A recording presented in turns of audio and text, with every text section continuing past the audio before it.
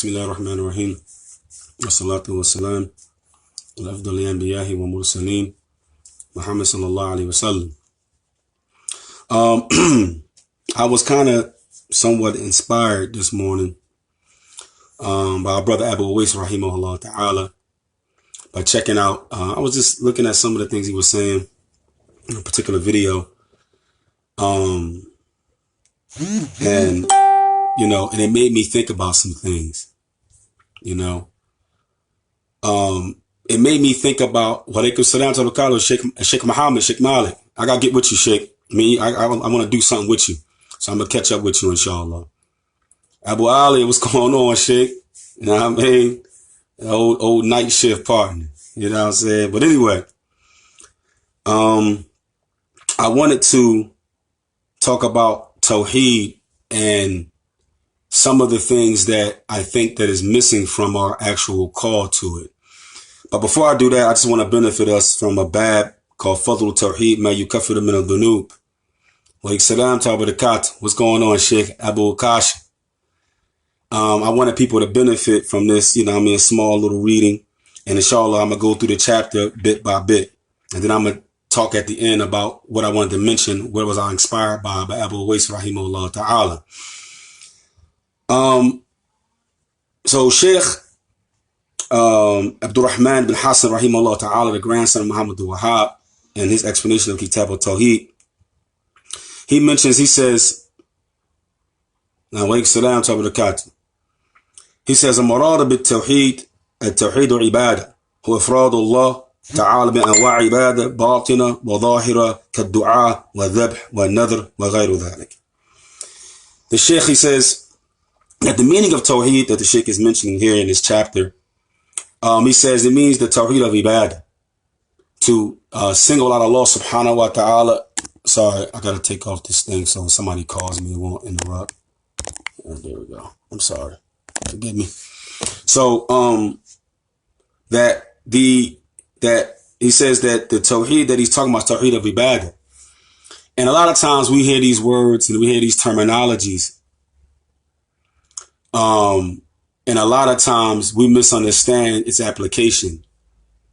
A lot of times, man, we hear the word Ibadah and we just think about acts of Ibadah. Okay? But one of the things that we need to really think about is the deep meaning of it, behind it, the spiritual meaning behind it. And I remember Sheikh Muqsim Maluk was explaining to us one time. He said, you should think about it like this. The first thing that should come to your mind when you talk about Tawheed, period, is that you're talking about uniqueness. Okay, you're talking about a unique being that exists. He's Allah. And he's unique in every aspect. And this is why he deserves worship alone, because nobody else is unique like that.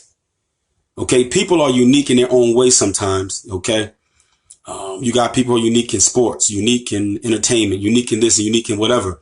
But Allah subhanahu wa ta'ala, he's unique in every aspect of himself. And no one matches that or equals that in any way, right? So Tawheed Ibadah is now, once you understand that, you understand that Tawheed Ibadah now, that you have to single out Allah with the action that he legislated because of his uniqueness. And that those actions of Ibadah is the realization to implement that uniqueness. Allah subhanahu wa ta'ala says, وَمَا خَلَقْتُ الْجِنَّ وَإِنسَ إِلَّا لِيَعْبُدُونَ. So Allah is unique. And because he's unique, he commanded his worship. And then he created actions, he created things so you can implement and realize that particular thing that he wants you to do. Okay? And he mentioned different types of ibadat, which in fact all of them are dua, because every ibadat or every act of worship in its core has in it talib, has in it seeking something from Allah, either an advantage, a benefit, or to save him from some type of harm and disadvantage. Like he mentioned dua and slaughtering and vowing and other than that, right? And he mentions the ayat when Allah subhanahu wa ta'ala says, فَدُعُوا اللَّهَ مُخْلِصِينَ لَهُ الدِّينَ وَلَوْ كَرِهَ الْكَافِرُونَ. And he says that Allah subhanahu wa ta'ala, he says that call upon Allah sincerely in his religion. Okay? Even if the disbelievers may hate it. Sincerely here, it means that you make Allah unique. For the reason behind that dua you making to him is because of that uniqueness. And sincerity is two things, two types involved in this sincerity.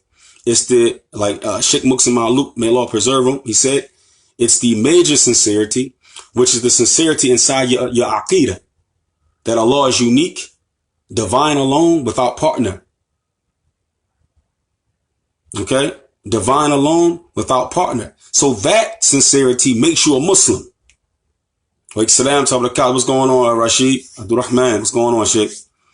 So that uniqueness is the asl of Tawheed. It's the fire, it's the core, it's the energy of your ibadat. And that's Allah subhanahu wa ta'ala. Okay? So then the other type of sincerity, though, is in actions. That's the lesser of the sincerity.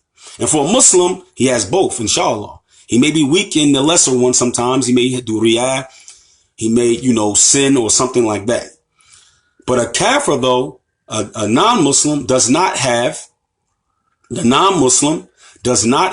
major sincerity. That's why he's not Muslim. He's not Muslim because he doesn't have the major sincerity. But it's possible that a non-Muslim can have the lesser sincerity. Surah Al-Ankabut, verse 65.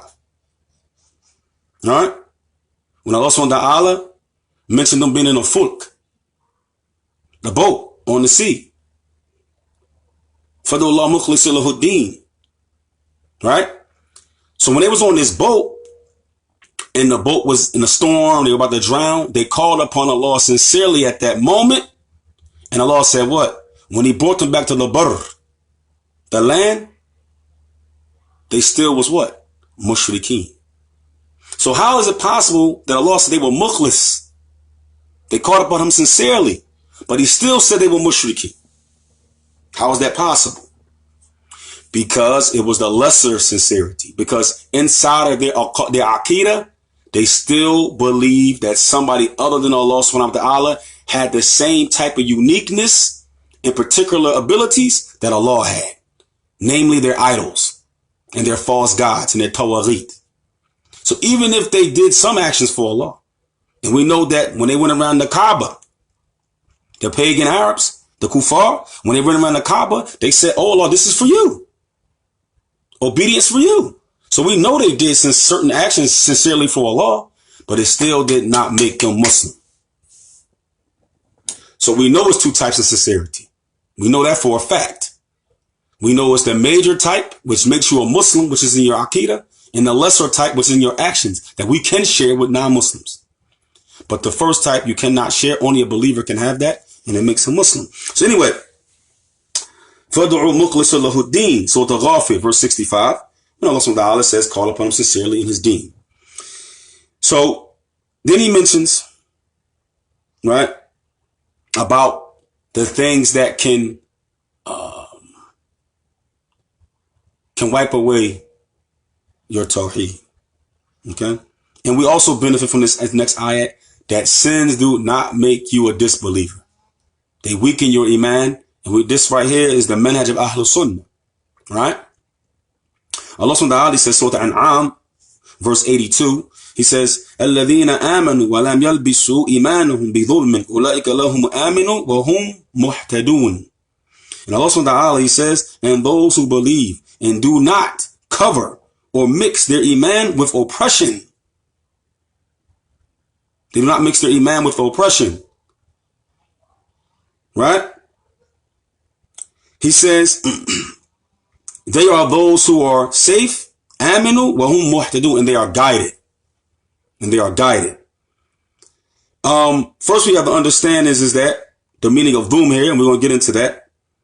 So I remember when Sheikh Muqsim Ma'luk was going over this ayat, and one of the things that I benefited from it was, number one, it made me realize that how the scholars can abstract our manhaj from ayats. Because understood here, we understand doom here, other studies ayat, doom means shirk here, right? Because Sahaba asked the question, well, how? We all commit doom. They were thinking about sins. But the Prophet corrected them. From this, we understand clearly the Prophet ﷺ would have revealed to him that sins do not remove one from Iman in totality.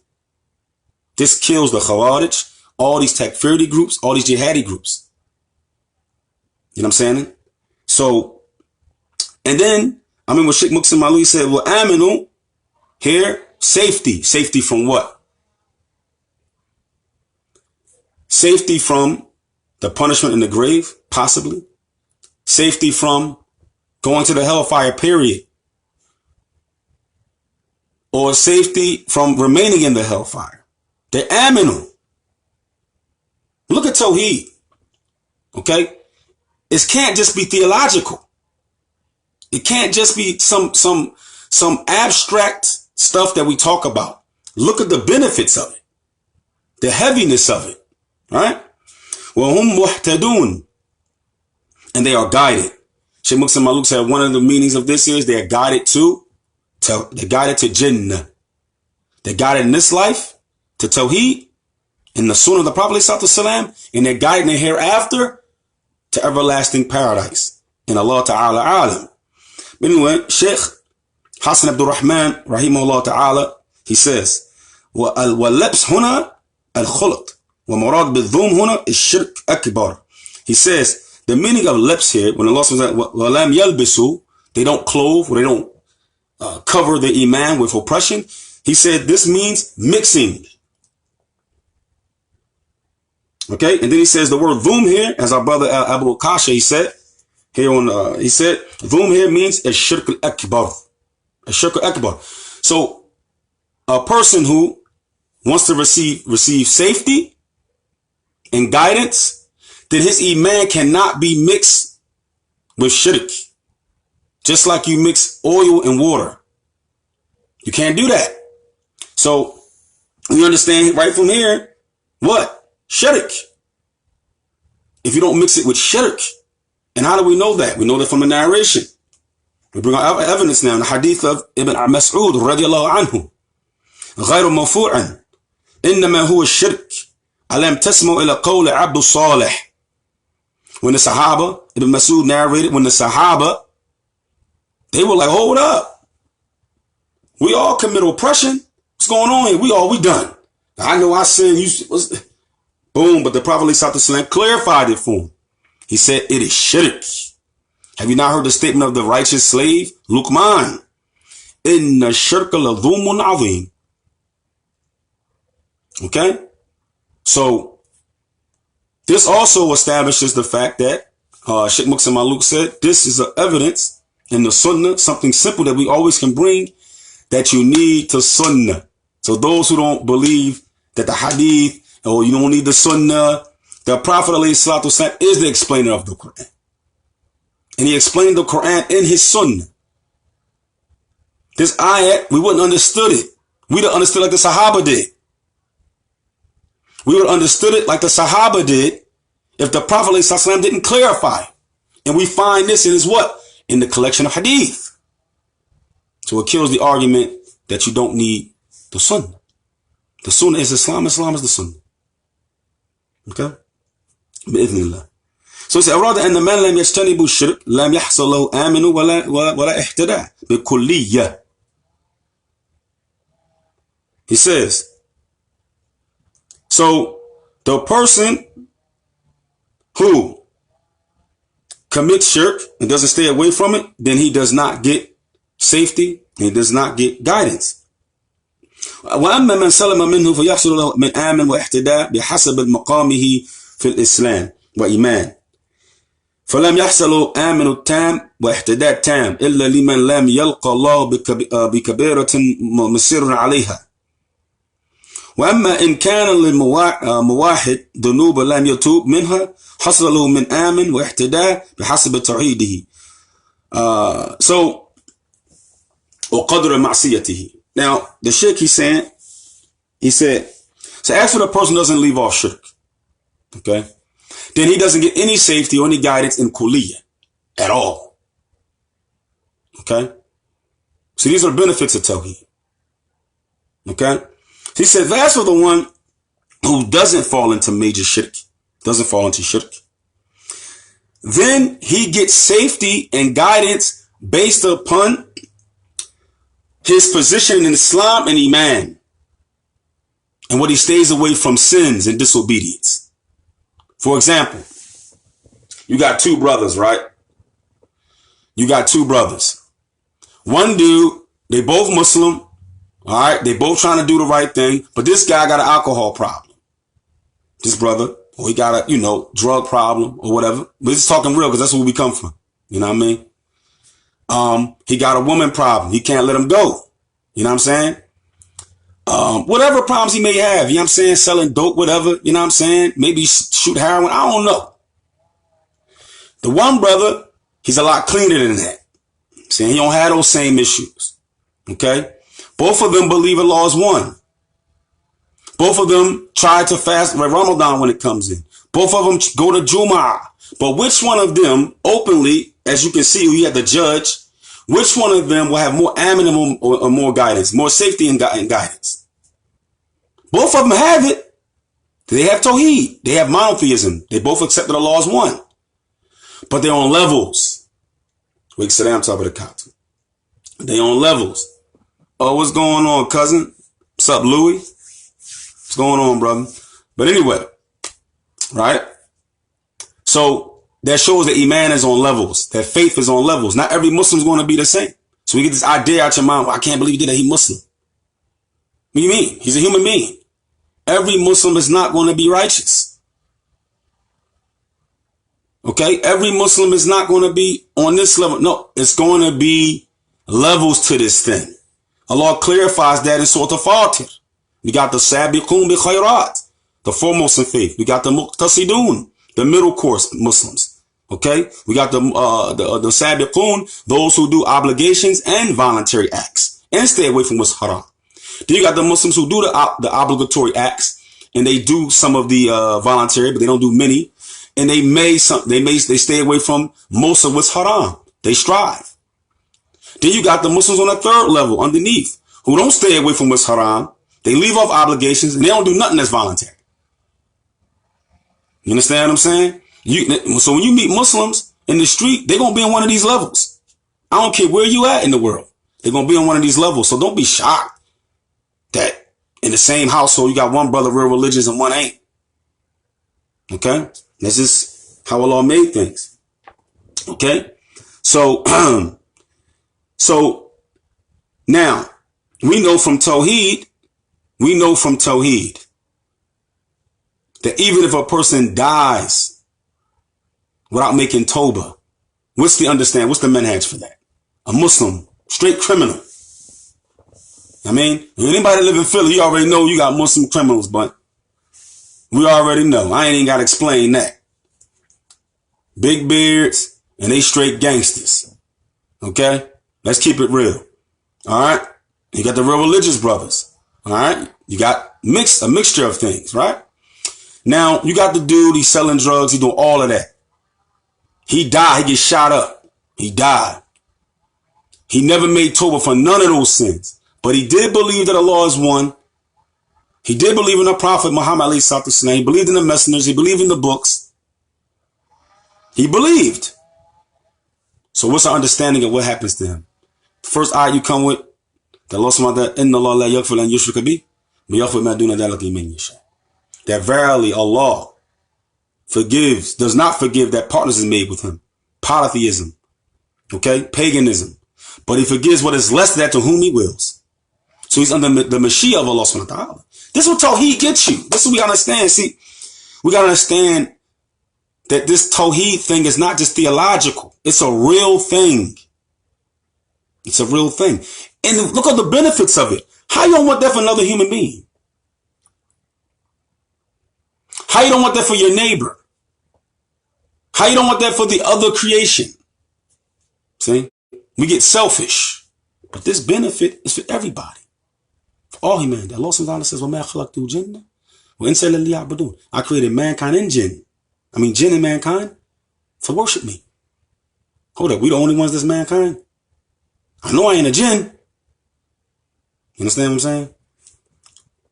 So Allah subhanahu wa ta'ala says in another ayah, and I'll stop here. He says, Thumma, the proof in the that a sinning Muslim is not a disbeliever and that Tawheed saves him. Tawheed saves him. Allah says in Surah Al-Fatir, right? Ayat 32, Allah says, ثُمَّ أَوْرَثْنَا الْكِتَابَ الَّذِينَ اصْطَفَيْنَا مِنْ عِبَادِنَا فَمِنْهُمْ. So, excuse me, there's a little disconnect there. But anyway, he says, and those who we had inherited the book to, which the book, the Quran, and those who we chosen, Allah chose these people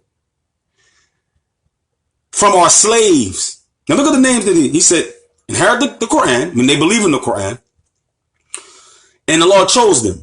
But look at the law used, the name he used for them after that though.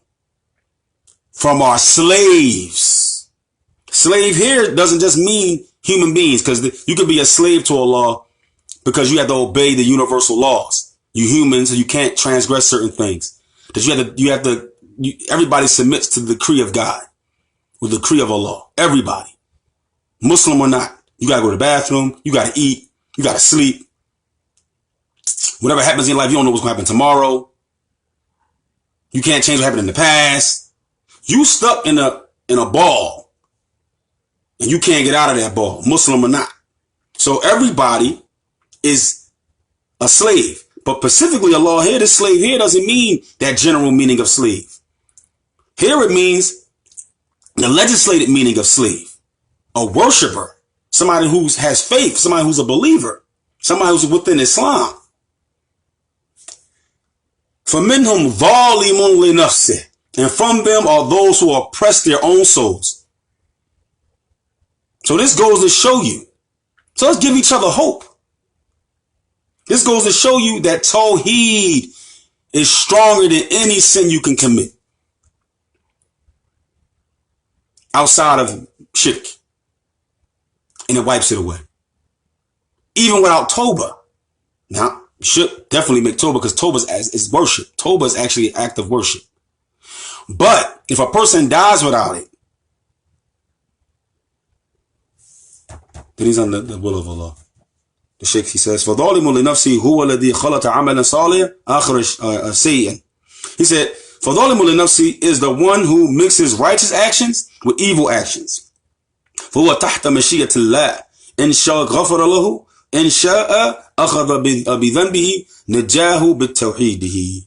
And he says, that's a whole nother thing, Aki, the one who intentionally doesn't pray. But it's a different ikhtilaf on that, man, as far as a person who decides not to make salat. I mean, it's a lot of arguments. Some scholars say as long as he still believes it's wajib. Some scholars say that if he disbelieves in the salat, if he says it's not wajib on him anymore, he doesn't have to pray. Some scholars say he's straight a kafir if you don't pray. So that's a whole discussion, man, inshallah ta'ala. So that's not something that, I have my own position on it, but I'm not, really qualified to answer those types of questions. But generally speaking, the difference between us and the disbeliever is prayer. So if a person is not praying, one or two things is happening here. Either he's not Muslim anymore, or he's definitely on his way to being a disbeliever, and not praying leads you to being a disbeliever. So may Allah save us from that type of behavior. So anyway, and he says, now the one who's mixing his deeds together, all right, he still has Tawheed, but he sins. He still has Tawheed, but he sins. Right? He said he's under the will of Allah. Allah may forgive him, or he may not, or he may, right, punish him in the hellfire, but he'd be saved by Tawheed. Because we understand something like Sheikh Muqsim Maluk said to me before. It's like a rusty pipe. Okay? So if a person is upon shirk, he's like a rusty pipe. You can't, no matter how much you scrub it, that rust ain't coming off.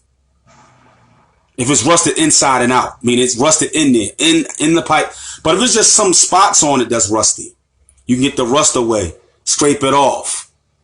You can get rid of the rust. That's sins on a Muslim. The fire cleans that off. The fire is the rust away. It takes that bits and pieces of that rust off, and the pipe is full again, whole again. But if it's rusted inside and out, and it's the rust that ate it up, that's what shirk does. So you can't clean that. You can't clean that. The fire burns the sins away. Okay? That's the benefit of Tawheed. Allah said he will save him with his Tawheed. Look at that. But if a person doesn't have that, then a person will stay in the hellfire if he doesn't have Tawheed. So that's basically what I wanted to present about some of the benefits of Tawheed. There's a lot in this chapter, and inshallah I will go on and still go through it. But also I'm going to start a book called Min Ajli Tawheed, for the sake of Tawheed, by Sheikh Mahmoud Luthi Ahmad. I won't read everything in it. Obviously, some things aren't meant for the general public, but I've read the book many times, and I have highlighted things I want to present, and I'll present those things. Other things I won't, and stuff like that, because like I said, things are not for the general public sometimes. Sometimes it's just for students of knowledge or scholars to look at these particular issues, and sometimes you got to be smart enough not to present everything to the general public. But what I wanted to say is this: what inspired me to have to do this talk was I was doing some research about Tawheed, and you know, I was looking at, I listened to Abuesa a lot, you know, Rahimahullah Ta'ala. And it's something that sometimes I'm trying to understand in a complete sense. I look at the history of Islam. I look at, for example, the Prophet ﷺ in Surah Abuesa, when he was talking to the rich, the elite of the Quraysh, trying to get them to become Muslim. And we know the story. And I'm looking at the mindset of the Prophet ﷺ when he made dua for Abu Bakr and stuff like that. I'm not Abu Bakr, when Umar ibn al-Khattab radiallahu anh, to become a Muslim. The mindset of the Prophet ﷺ about uplifting economically and socially those around him. Because a lot of these moves were sincerely for Tawheed, but they were political moves too. They were political. He was a statesman. They were social. They were economic. You know, hey man, no doubt about. Proud of you too, man. I heard you up there in Erie, Pennsylvania. Inbox me, man, your number, so I keep in contact with you, man. So, the Prophet Muhammad sallallahu alaihi wasallam, when he got to Medina, look, Medina turned into a social and economic powerhouse. Okay. And when he got there, he was pairing companions together. Like one companion, this Ansar was trying to give some of their wealth and stuff and their families to these new arrivals, these Muhajirun. And one of the companions, he said, man, I can do my own thing. You know what I'm saying? I'm a businessman. Just show me where the marketplace at. I'm going to do me. The Prophet, one of the things that he did was, when they tried to go into somebody else's marketplace, he said, no, this is your marketplace right over here. Okay. And I noticed that one of the things he also did, he went into business and trade with the Yahudi, the Jews, the Jewish people, and other people who were not Muslims, for the economic benefit of Medina, which everybody there wasn't Muslim inside of Medina. Okay. So one of the things that I'm trying to really understand and ponder on is that how come we're inside of these ghettos and we're teaching Tawheed, and we're teaching monotheism, we're teaching all these spiritual things, but nothing has changed. Okay. Now we can use the excuse every generation gets worse, and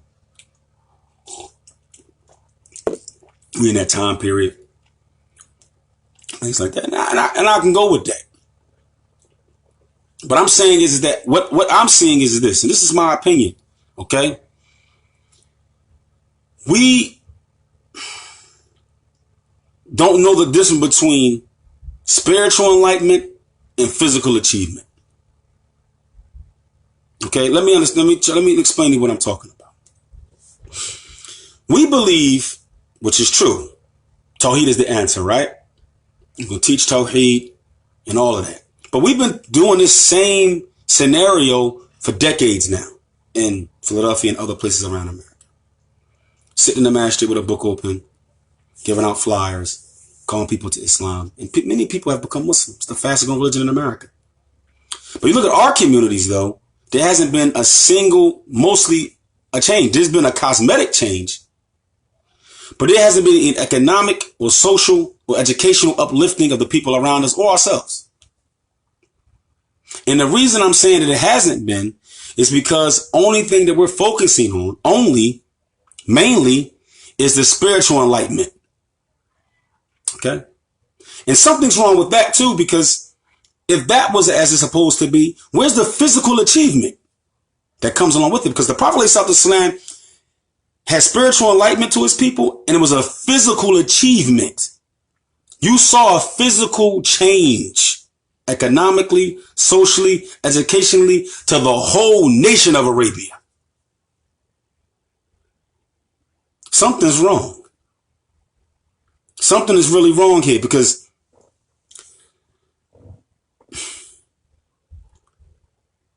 only thing that we focus on when we think about physical achievement, and maybe the word's too big, I'm saying we think that, okay, become Muslim, make salat, fast Ramadan, make hajj, pay zakat.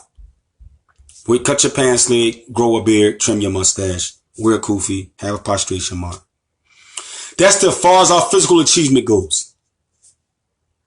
And we think that's enough. But we look at all the communities around the so-called the Aborigine community, the Black indigenous community of America, everybody else doing other than that. All the other Muslim communities, all the other ethnic communities are beating us economically, socially, and educationally. Because what happened is that we are the ummah that Allah brought out, the balanced one.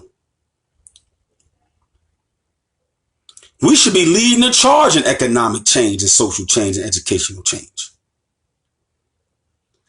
But when the Islam that has been given to us from these foreigners who come here and get on our minbars and give us a sermon, they basically say, just pick up a book. That's it. It hasn't translated into the physical achievement that we need to survive in this world. You understand what I'm saying? Because again, if you truly got spiritual enlightenment, how can you be okay with everybody around you having no physical achievement? How? How? Because we're told to hate people that look like us just because they don't wear a kufi and they name not Ahmed or Muhammad. So what happens is that, but we don't see that in the seerah of the Prophet. We don't see it. We don't see that in the life of Muhammad, the Prophet, Prophet Muhammad. So what I'm saying is that if there is no combining of spiritual enlightenment with physical achievement, I'm not just talking about ibadat. The problem is, the only thing we think about ibadat is the rituals we do. Okay? The only thing that we think about a physical achievement is the rituals that we do. We don't see economically helping people growing as an act of worship. Then why is it fiqh on business? Why is it fiqh books on how to do marketing in our religion? Whole volumes of it. I mean, you probably couldn't study all of it if economics wasn't a part of worship. Social empowerment. The Prophet, when the ayahs came down about making alcohol haram, that's a social change. Not sleeping with your mothers anymore like it was back in the day. That's a social change. The uplifting of women during the time of the Prophet, giving them rights to own their own property, keep their last names. signing for things, being part of the society. That was a social change. But yet and still, if I talk like that, I'm a nationalist. It's part of Tawheed, because Tawheed is the base. But everything that springs from it is also part of it. Some of those things that are part of it are obligations. Some things are things that's permissible to do. Some things are voluntary. But the reality is Tawheed is the base. But again, we separate everything from Tawheed. We don't see it as Tawheed. Again, we think spiritual enlightenment has nothing to do with physical achievement. If you truly spiritually enlightened, then how come our communities haven't changed?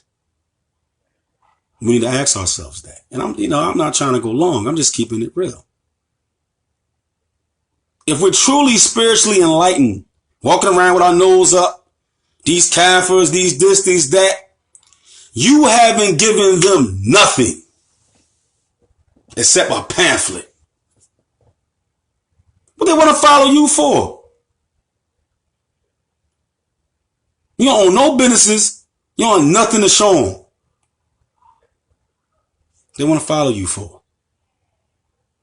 So the reality is that this Tawheed thing, this deen, this Tawheed has to be complete, has to be a complete view of it. It is not just making salat. It is not just fasting Ramadan. It's establishing a nation, as the Prophet did in Medina. Tawheed is not just growing a beard and trimming my mustache and wearing a kufi on my head. Man, this ain't even from my culture. I ain't even got to wear no kufi on my head, though. But I need economics. I need social realities. I need education. I don't need a kufi. You understand what I'm saying? Oh, you understand what I'm saying? So that's the thing. All I'm saying is that for all of us right here, right now, you have to spiritual enlightenment, which is Tawheed, which is the unseen parts of Tawheed, which is right here, which nobody can see but Allah. And you know what you believe. If it's not translating to physical achievement,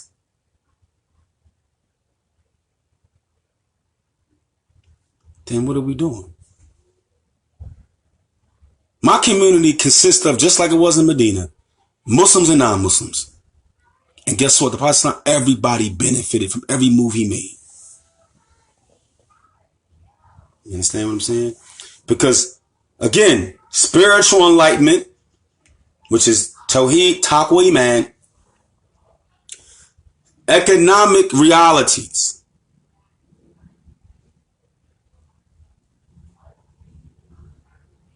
Hey, walaikum salam. My two daughters on here. Alhamdulillah. But so the reality is that you have to establish something economically. That's worship, people. How do you better worship Allah, better take care of your family, you ain't got no money? Think about this. We ain't made no, so you know why? Because we're weak. We're gonna tell the drug dealer he can't sell drugs in the corner. We don't even own the property. We tell him not to get in front of him. You know what I mean? We don't own none of the property on the block, but we're gonna tell the drug dealers he can't stand it. Think about that, y'all. We don't own nothing on the block. We're gonna tell the drug dealer he can't stand it. The people who own the property ain't tell him he can't stand it.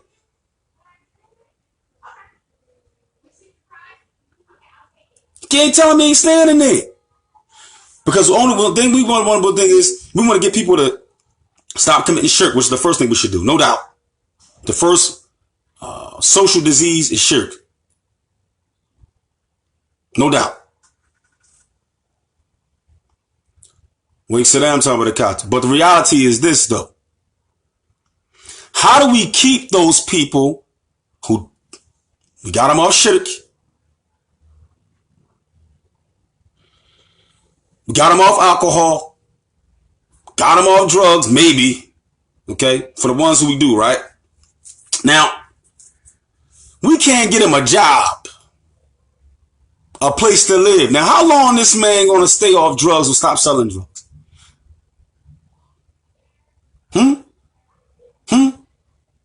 Tell me. Tell me. You understand what I'm saying? You know? So, you're right. We don't have an Islamic state, but what we can do is a community state. We can do things in a community way. Smaller than what they did in Medina, but using the same concepts and principles. I'm saying we keep talking about cleaning the neighborhood up. We don't own nothing. How you talking about cleaning that neighborhood up? I grew up in North Philly. I'm telling you right now, it's going to take a big shovel to clean that place up. How you cleaning it up? You don't own nothing. Now I remember, you know who got me thinking on this, and I'm going to give a shout out to my brother Abuesa, my co-host of the night shift. Nothing but love for the brother. I'm saying nothing but love, man. That's probably like the most beloved brother to me in the world. I don't talk to him as much as I used to because I'll be running around busy and stuff, but he know I love him. But he always is for his people. Always. And he didn't think Tawheed was just in the masjid and Tawheed was just this spiritual side and this, this abstract belief, and there was nothing behind it. And I dug that. He was the first person I really got around that had those ideas like that wanted to do something for his people. You understand what I'm saying? But I'm saying is that at some point, man, we got to do something, man. I be hearing brothers say this, y'all, and I'm sorry. I be hearing dudes talking like, well, they kafirs, man. Our people are the Muslims, and I ain't helping nobody. Ain't no Muslim. And really, Really? Well, let me tell you about these Muslims you talking about help. These foreign Muslims, right? Who call you niggas and everything else.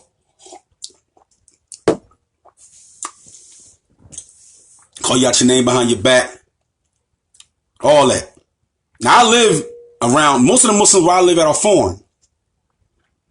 I'm going to tell you right now, they can care less what's going on with you or your community. Okay? When we in trouble, they don't go get no money together to give none of us. But when them Jews got killed in Pittsburgh, 24 hours, they had almost $300,000. Or $200,000, something like that. In 24 hours for these Jews.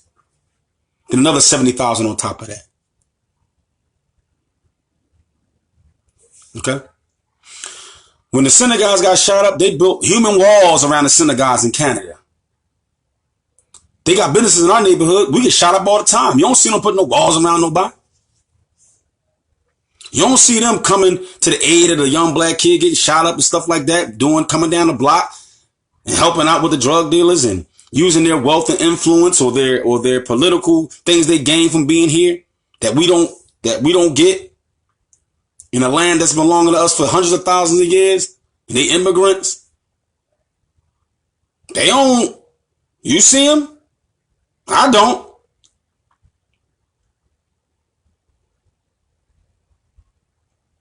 Know what I mean? You understand what I'm saying? Well, the word kafir just means somebody that's not Muslim. Somebody who doesn't believe in Allah, the Messenger of Muhammad, or he doesn't believe in the Quran. They believe that Allah is more than one God, and they worship other than him, which is polytheism. And Allah subhanahu wa ta'ala uses the word kafir for those people in the Quran in many ayat. But anyway, so what I'm saying is that look at that. They not worried about you.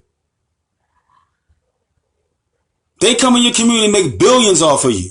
Muslim or non-Muslim immigrants.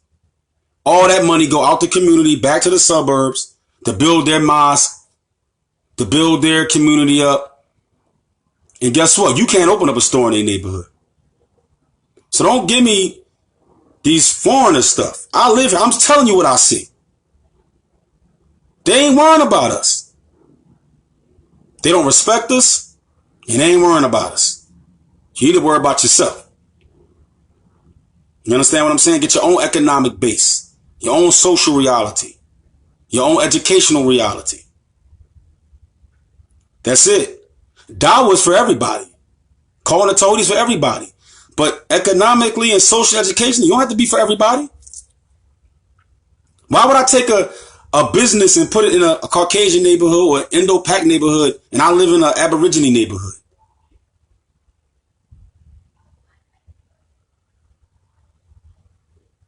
Know what I mean? No, we all not immigrants. But that's not an argument I'm trying to have with you. But black Americans are not immigrants. We've been here since the very beginning. Okay, I'm not an immigrant. I know who my family was. But anyway, that's a whole other conversation. But what I'm saying is that if you look at what's happening, but if I say to myself, and I say to everybody right here, care about our communities economically, socially, and educationally, I'm called a nationalist.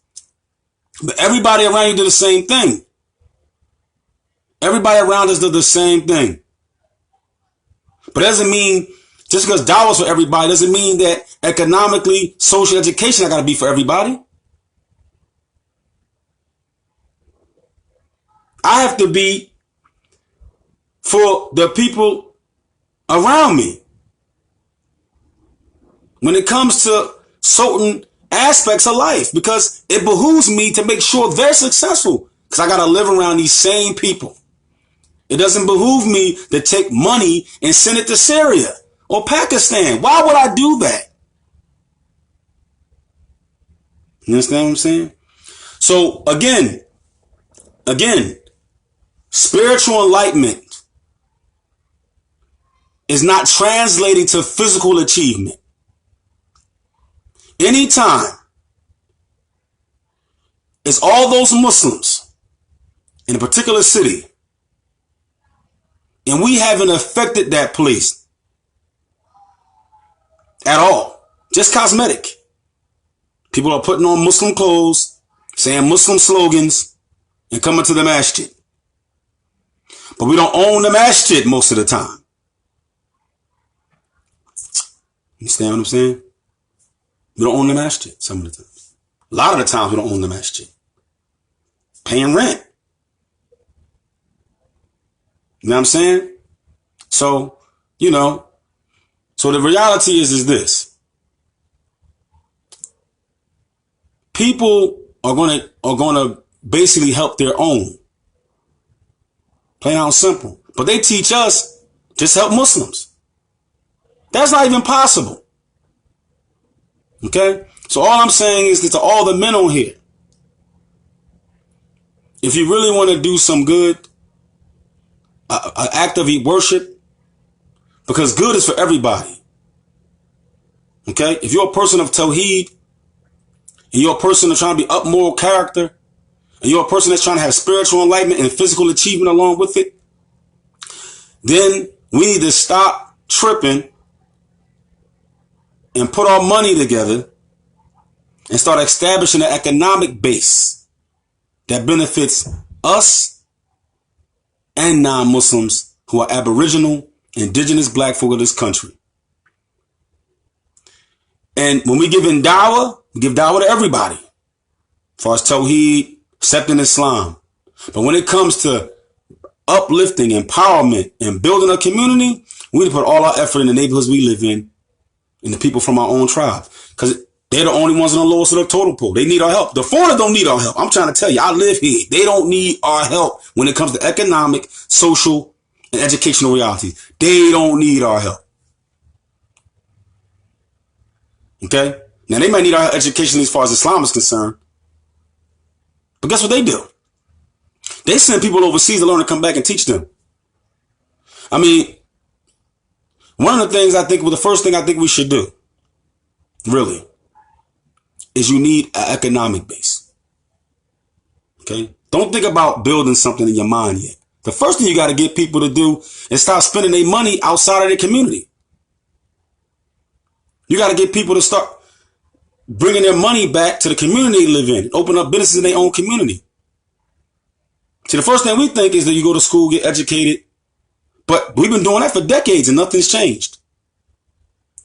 Okay? Or go vote.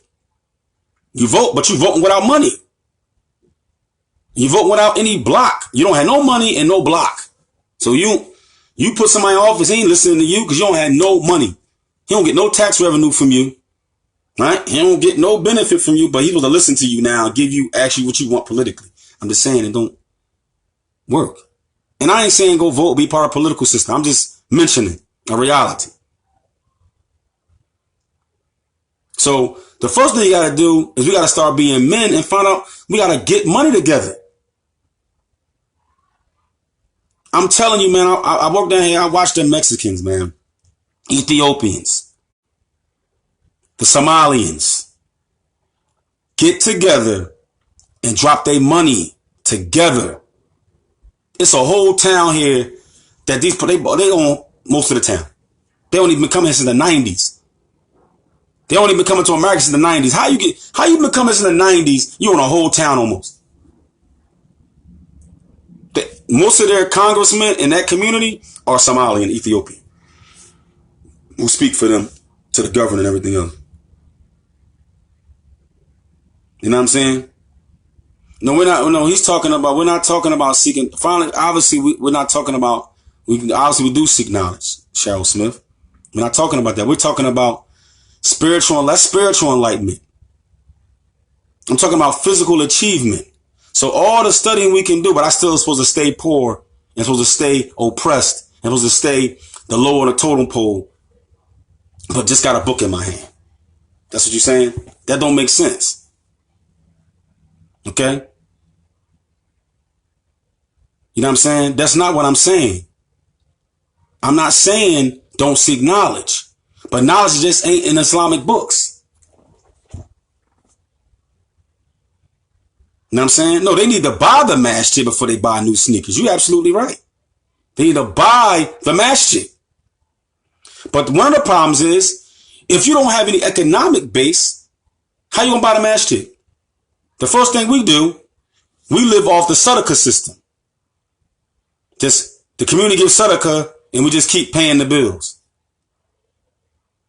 What we have to do, you have to have a business or two and some property that generates money, that pays for the masjid. The masjid is bought, paid. But you have businesses that generate. And you slowly start buying up the community around you. It's all abandoned anyway for the most part. But we don't do that. Wallahi, I can't, for the most part, this is the first time that I got me and some brothers together on a group that I have.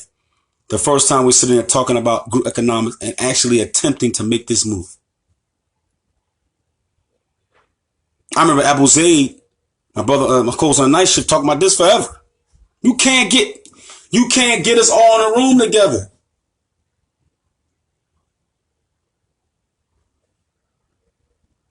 We have to take the model of Medina, the Prophet ﷺ, and establish on a small scale and branch out from that. So like I said, I kept y'all too long. May Allah forgive me for that. I'm just saying spiritual enlightenment and physical achievement. Spiritual enlightenment and physical achievement. Physical achievement is not just doing rituals and ibadat, acts of worship. It branches out to economics. It branches out to socially. It branches out to educationally. Okay? And we have to do that. We have to do it now. So, you know, any brother that's willing to get involved in any type of business venture, any type of, anybody who knows how to start bank accounts as far as group economics is concerned. Anybody. Okay? Okay? That's what we got to do. And we can't just be only for Muslims. We got to be for our tribe. Call them to Islam, but also showing them, giving them something. Showing them how to build businesses. Showing them how to become more productive people in society, economically, socially, educationally. and be the leaders in that so they can see, wow, look at the Muslims. The Muslims have turned the neighborhood around. Not being part of the crime wave like in Philadelphia, but being part of the decreasement of crime, the decreasement of immoral acts, and the rising of their empowerment. You understand? That's what we got to start doing. You understand what I'm saying? To be honest with you, Cheryl Smith, the only people that's dividing from us is the foreign immigrants when they come in for the most part. They suck our communities dry and don't put nothing back in it. Okay? They help their own and they barely ever help anybody who don't look like them. Obviously, if you're in a mixed community, that's a little different. But for the most part, no. They don't help our communities. Anytime you can get money in 24 hours to help some Jews who were killed in a synagogue attack, in the same neighborhood you got stores in, and there's murders every day there, and you don't come out your pocket for at least a couple of funerals,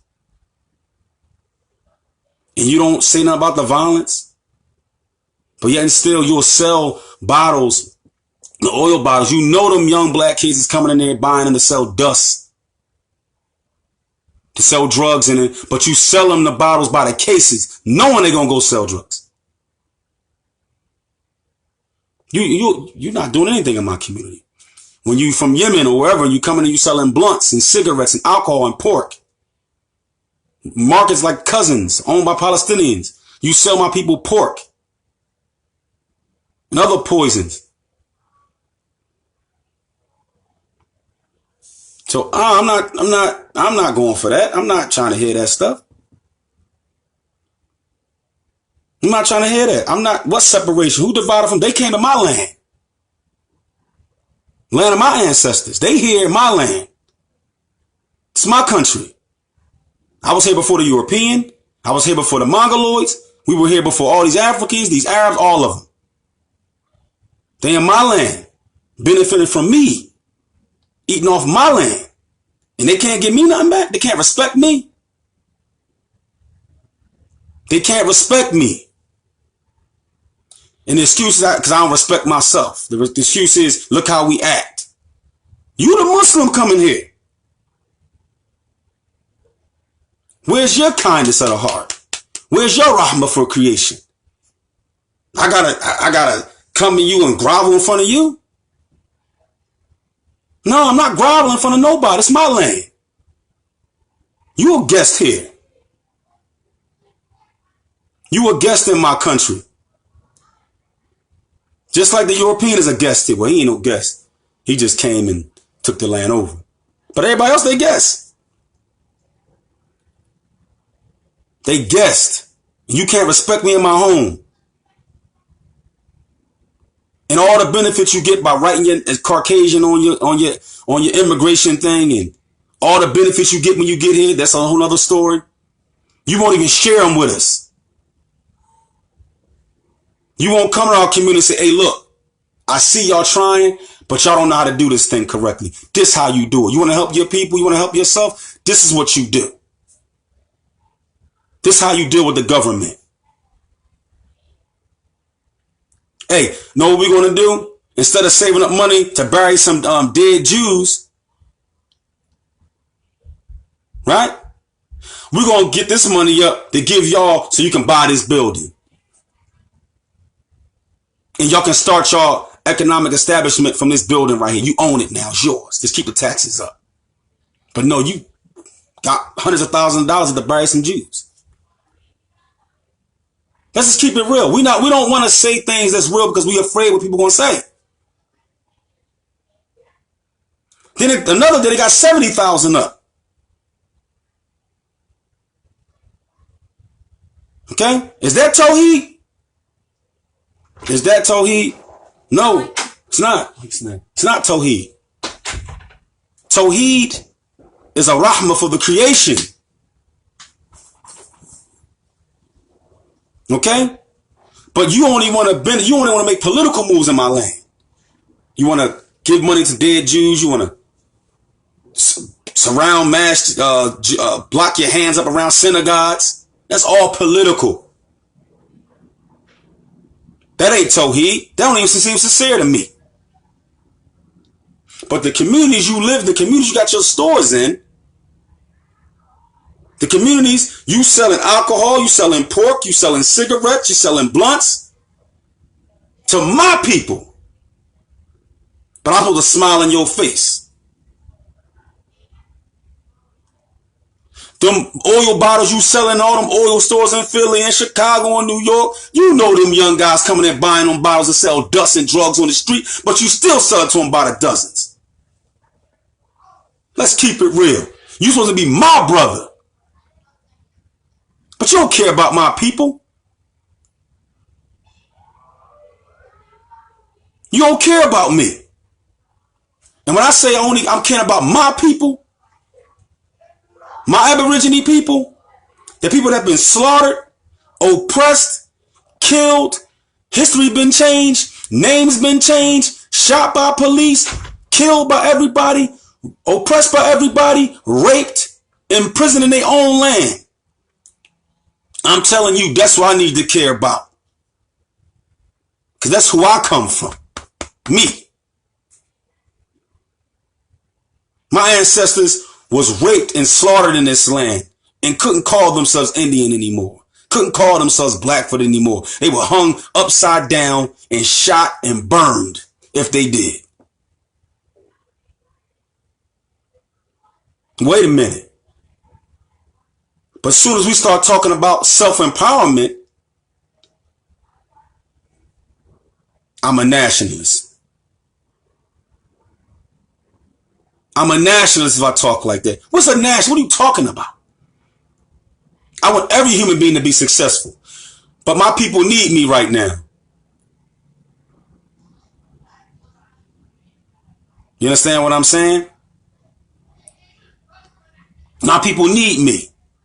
They need us to be the guiding light for them. Spiritually, economically, socially, and educationally. They need us. But guess what we do? We overseas. We in Africa somewhere. We in Wakanda, Zamunda. Them people ain't worrying about me.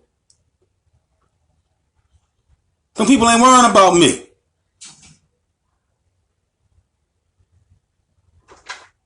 You understand what I'm saying? So at the end of the day, this is the thing.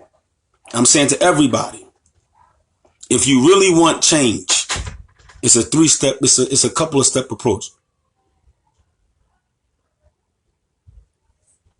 Firstly, spirituality in yourself. And everybody around you, try to help them with their spirituality, which is only one spirituality. Tawheed. Iman and Taqwa, according to the Sunnah of Muhammad ﷺ. That needs to be established from the gate. Secondly, economics. Nobody respects us because we broke. Third thing, socially. Economics brings social change. Because people with money, they don't make desperate decisions most of the time. Educationally. We got to be educated Islamically. We got to be educated in the dunya. And we darn sure need to be educated about our history. Not this fictitious garbage they've been teaching us in the textbooks. Okay? About us coming here on boats and all that. You understand what I'm saying? Well, one of the problems is the support system is this.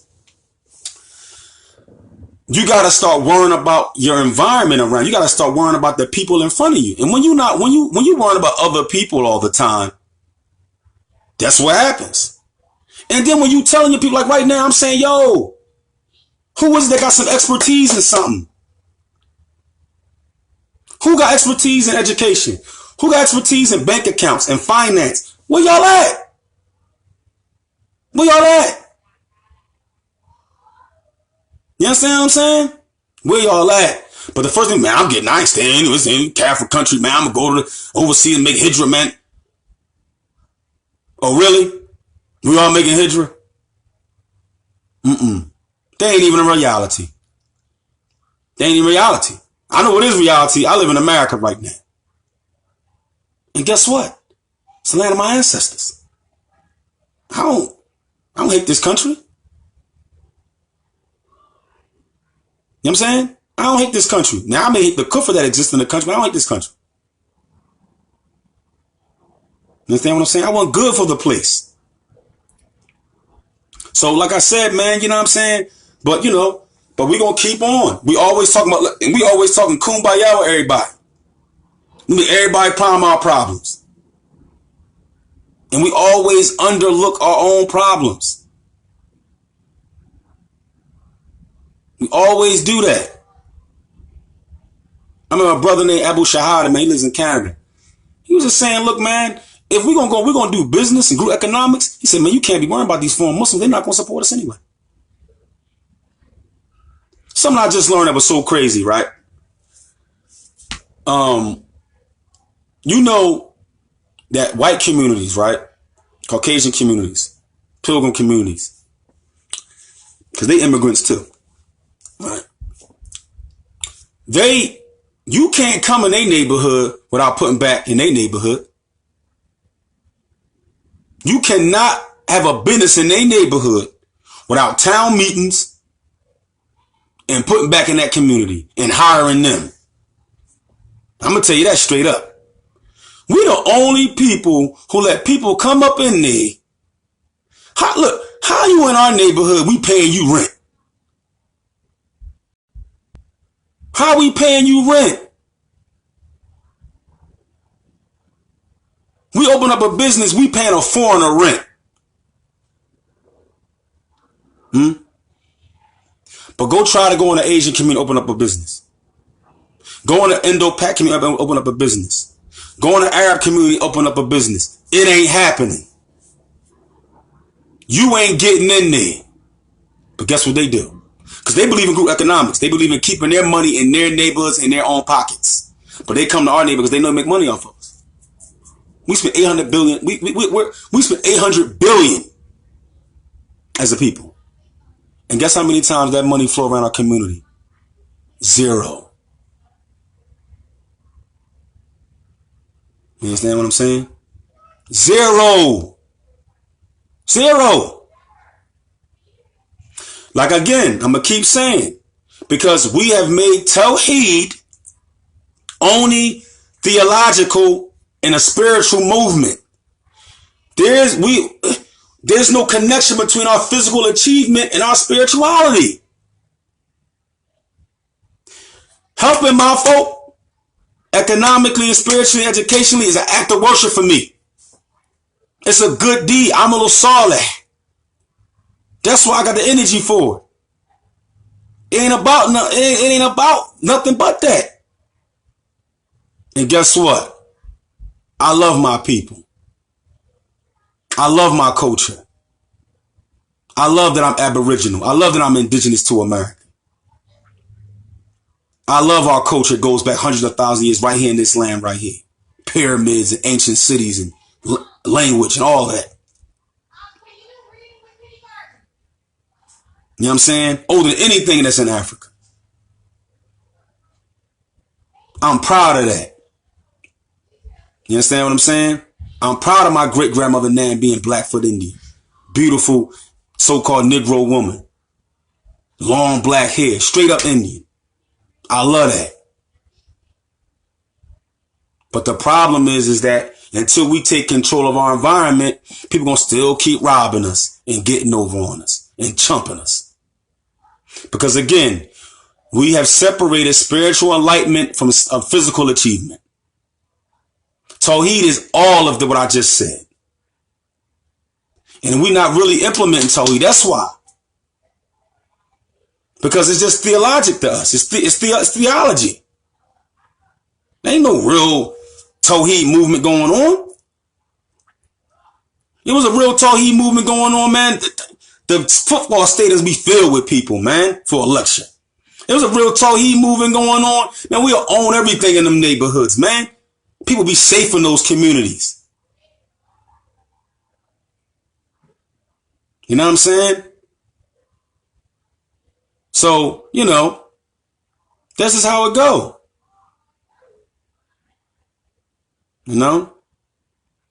So at the end of the day, man, we got to be aboriginals. We ain't Africans. Stop following behind that mess.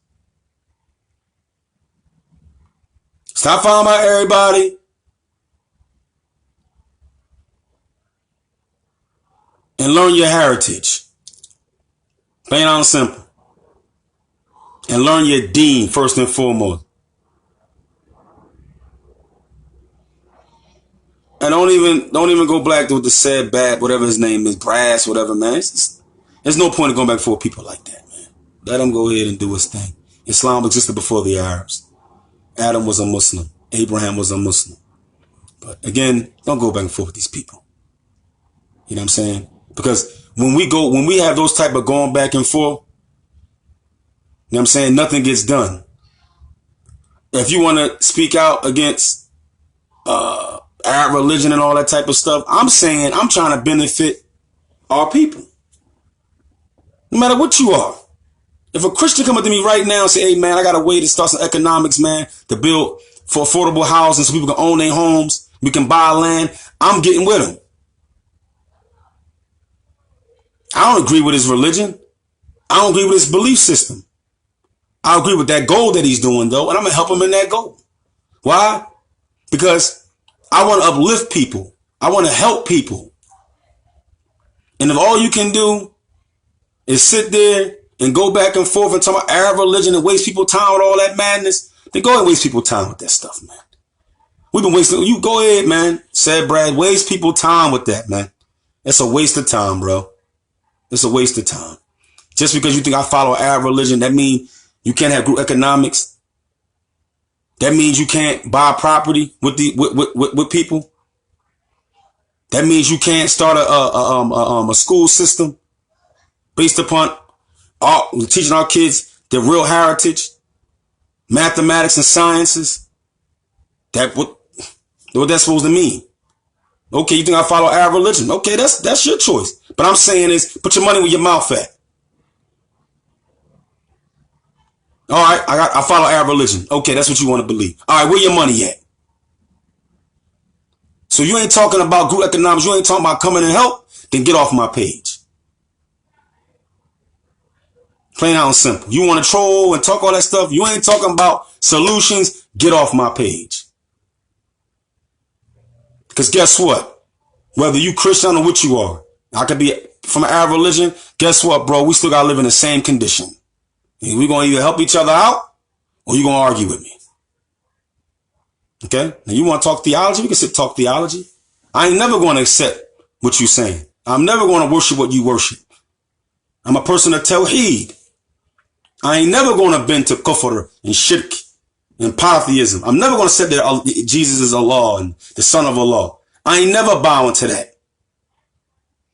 But when you want to work together upon uplifting people and showing people a better way, economically and socially, educational, and get people out of these slums, I'm with you.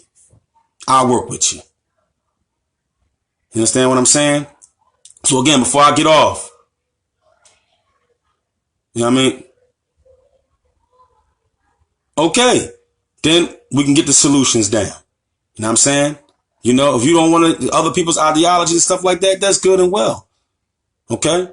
But say the same thing to the Pan-Africanists. Say the same thing to all these people talking about go back to Africa and all that. Because really, we ain't from Africa. So go on their page and do the same thing to them. But at the end of the day, Mr. Brass, if you want to come in and join, we're doing a lot of good things economically, socially, and educationally. You don't have to believe in my religion. I could care less whether you do or you don't. I don't care. What I care about, though, me believing what I believe, you believe what you believe, doesn't negate that we got to do solutions. My money is green, your money is green. Okay? My brain works, your brain works. You understand what I'm saying? You can believe whatever you want to believe. You can believe the moon is God. You can believe the moon is made out of cheese. But either we're going to work together with solutions or you're going to argue me about my ideology. Plain other than that, then I don't got time for you. But anyway, at the end of this, so this is what I'm saying is this. At the end of the day, any brothers on here who have any expertise in finances, any expertise on how we could begin group economics, or any expertise on how do we start businesses together, how do we funnel the money into this, how do we get bank accounts, all of that stuff. If you got any expertise in anything, inbox me. Okay? And we can start from there. So, you know what I mean? We can start from there. So at the end of the day, may Allah subhanahu wa ta'ala make us great and make us better people. And may Allah subhanahu wa ta'ala open up the heart of said brass, give them the understanding of true Islam, and not try to put it to Arabs and all this type of jazz like that. And you always welcome to always come on here. Okay, you are a human brother. You always welcome with any type of solutions you may have for what we are facing in this land and what we are facing in the lands of our ancestors. If you got anything, you want to add to that, then mashallah, by Allah, my ear is open to that. But I'm not here to debate anybody about what they believe. You know what I'm saying? That's something we can do at a later date. So, inshallah ta'ala, may Allah bless all of you. May we continue to grow in knowledge and to grow in understanding. And don't be afraid to speak for yourself and speak for your people. And don't worry about somebody calling you a nationalist. I don't care. Call me whatever you want to call me. I know that, guess what? Being Muslim don't change the complexion of my skin. Doesn't change the features of my face. So at the end of the day, I got to deal with that. And I'm trying to deal with that. So let's stand up and do what's right for humanity. But first, let's begin with those people who are amongst our own folk. So we can have strength to go to other people and help them understand who their Lord is, understand who their God is. So may Allah subhanahu wa ta'ala make that so. Anything that I said wrong is from the shaitan. Anything I said that was correct is definitely from Allah. We ask Allah subhanahu wa ta'ala to forgive us for our sins and make us better, righteous Muslims and individuals. Allahumma ameen. Assalamu alaikum wa rahmatullahi wa barakatuh. And again, and to our brother, again, the said brass for you, if you're still on here. You came on my page and the first thing you said is, oh, how do you love our people when you follow Arab religion? I mean, that's not even how you come into a conversation. Okay? This is our problem with our people. All right? So, that's not even how you even come in to a conversation. Especially if you want me to listen to you. Okay? You came in, you follow some Arab religion. That's not even proper etiquette. How you enter a conversation. It's not proper etiquette. Like I said, if you got you want to establish anything, you got anything to say, just be respectful about it. You know what I'm saying? And at the end of the day, this conversation is for any and everybody that looks like us. If you want to help, you can help. Nobody will be turned back, no matter what you believe, if you're willing to work with everybody in a positive direction. You understand what I'm saying? Talking about Muslim don't change within your heart and this, that, and the third. Whatever that means. Okay? I'm not trying to get you to believe nothing, bro. I'm saying is that at the end of the day, you could believe something different. I could believe something different. Guess what? We can still go in business together. Guess what? We can still have group economics. We can still establish another Black Wall Street. You can believe whatever you want. This indigenous country, our indigenous ancestors were different nations, bro. They wasn't all the same beliefs. There were different nations here. Ancient Hebrew was found here. Ancient Arabic was found here. Okay. Okay. Different. Our indigenous ancestors in Americas were different nations of people.